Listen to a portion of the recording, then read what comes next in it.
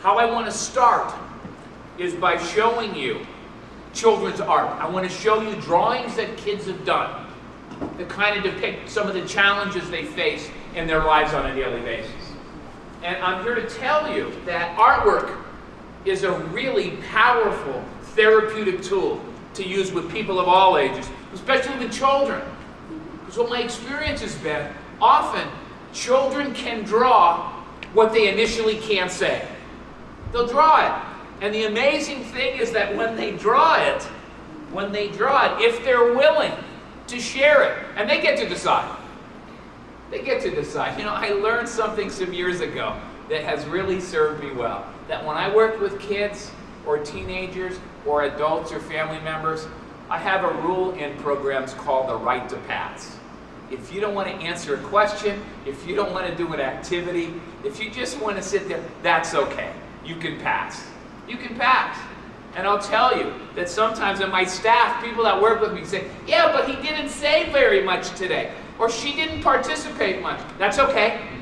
Just let her be. Let him be. Because if you sit there all day and you're learning by everybody around you, you know, when the time is right, you'll open up. You'll share that stuff. But when kids draw and they're willing to share it, all of a sudden, there's something they can all see.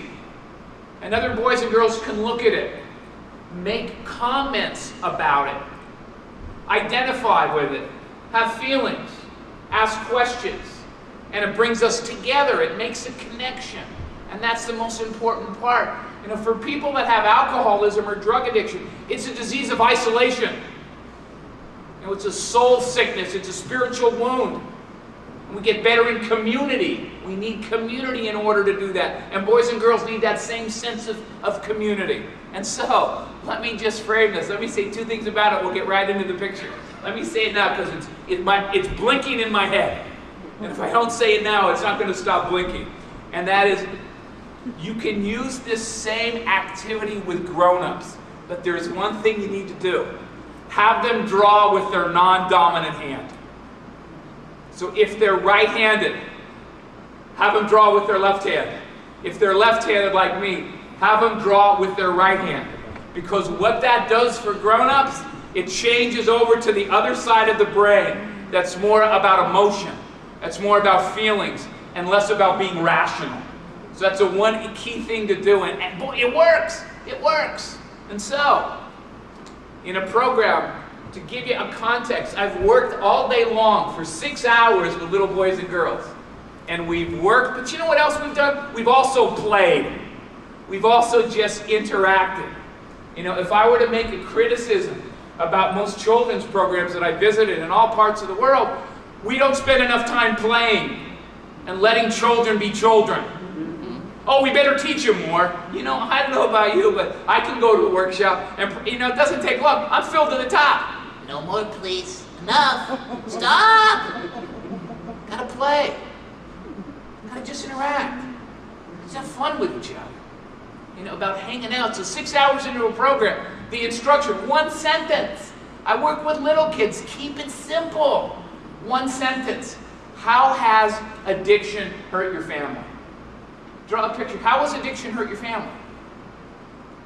And the other key to this, and one of the most important things to teach boys and girls, is to separate the person they love. Whether it's my mommy, my daddy, my brother, my sister, my auntie, my grandparents, how to separate the person they love from the addiction that takes control of their life. Because boys and girls often see that as one. They don't know the difference. We got to separate those two. And I'll tell you why. You know, if I were to ask you, tell me about your mom. Mom who's drinking too much. If I were to ask you, good morning to you, I'm so glad you're here. If I were to look at you and say, tell me about Dad and all those pain pills he's taking all the time. And how tired and lethargic he is and how he's on the couch all the time. Tell me, good morning. Tell me about your older brother, smoking marijuana all the time. You know, off in his room with the door locked and not interacting very much, and kind of a roller coaster of emotion. If I ask boys and girls to share it from that perspective, you know what I'm doing? I'm putting them in a great dilemma. Because in one sense, I'm asking them to betray the very people they love the most. I'm asking them to be disloyal and to betray. And in doing that, you know what? In all the years I have done this, 1977, oh, no wonder I'm tired. In all the years I've been doing this, you know what? The love that boys and girls have for their family is much more important for any caring they have for me. Rightfully so, huh? So teaching kids, draw about addiction, and they'll draw about it. How has addiction hurt your family? Is a real different instruction than how is dad or mom. Because my sense is, you know what? Addiction takes everybody in the family. Holds everybody hostage.